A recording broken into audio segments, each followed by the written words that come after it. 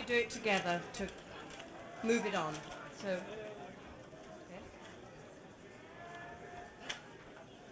So if you, oh yeah,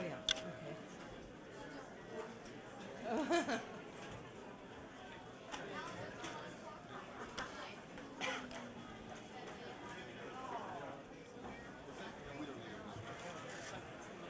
No, who are these people? Give me names and addresses. Oh, well, I paid him.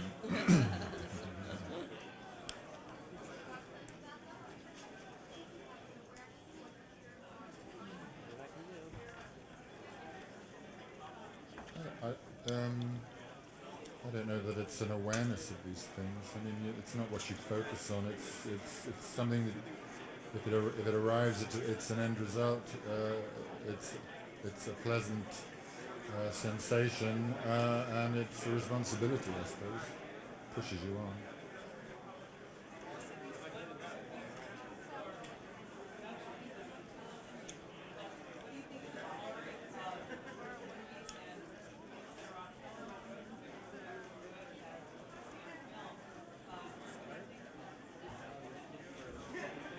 I think it's very healthy. I think we'll watch the movies for the incredible production values that you can get from American movies nowadays. That is so exciting, and I think hopefully television will show the way for the kind of material that is possible to entertain people with.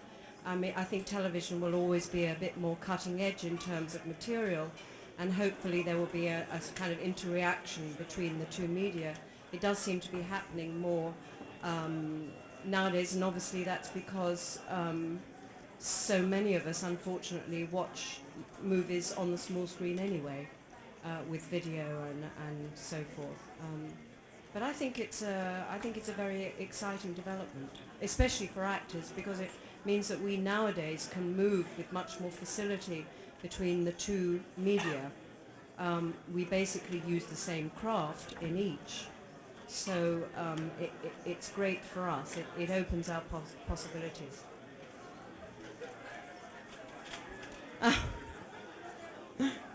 I've done my last Prime Suspect, but you will be seeing it here, I think, in February. I think. I'm not quite sure when it's coming out here, but it is absolutely the last one that I'll do.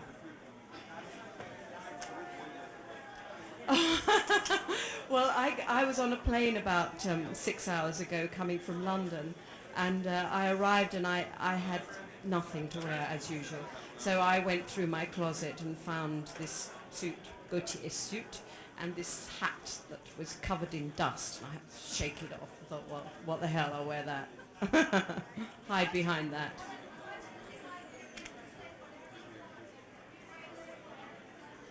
Oh, absolutely! You got it on. You hit it on the nose. It's a great liberation. I always think you should play all roles as though you're slightly mad, in fact, completely mad, because it gives you a great liberation. It frees you up, and that's the one thing we all need as actors. We're all sort of paralysed with fear.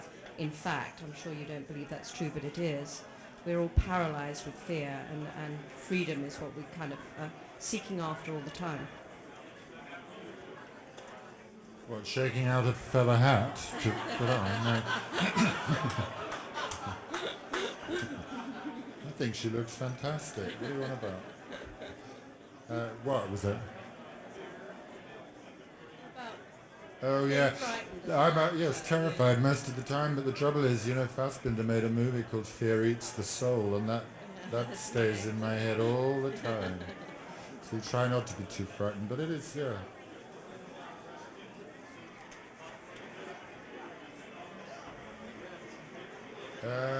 You tell me. I don't mean that negatively. I'm not sure. Maybe it's something to do with what Helen was just saying about it was a license to run amok, really.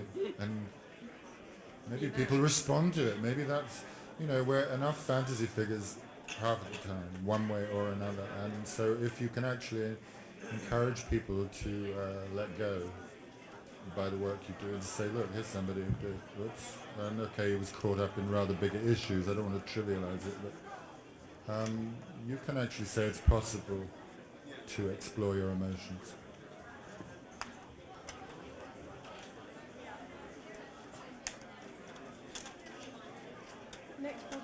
Well, I've just done a film that was very exciting for me with Sidney Lumet, which is called Critical Care, that I think should be coming out. Sydney works very fast, so probably in the next 2 or 3 months. Um, so that's my next project that you will see. I just finished directing my first film, which is called The Winter Guest, and it stars Emma Thompson and Phila Delore, and it's being edited at the moment. And it better get finished by April, because then I'm starting to shoot The Moon and Sixpence, which Christopher Hampton has written and will direct, in Hamburg and Paris and Hawaii, I'm glad to say.